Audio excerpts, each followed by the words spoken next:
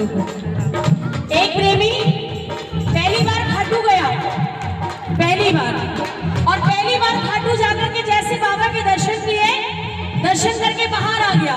सबने पूछा भाई कैसा लगा खाटू वाला? कहता भाई मैंने आज तक देखा ही नहीं था इससे सुंदर नजारा, तो ऐसा है तुम्हारा खाटू वाला? बोलो खाटू नरेश की। लोगों ने पूछा भाई पहली बार आए हो या आप दोबारा आना चाहते हो? कहता भाई नहीं।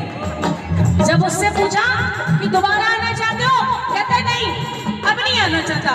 सारे अगल बगल जितने खड़े थे वो सब उसकी तरफ ऐसे करके देखने लगे। कहते ये तो पागल हो गया लगता है, इसने पहली बार खाटू वाले के दर्शन करे तो उसका दिमाग काम नहीं कर रहा जो ये ऐसी बात बोल रहा है। अब लोग उसको समझा रहे हैं बार बार, सोच समझ कर बोल, तू बोल क्या रहा है?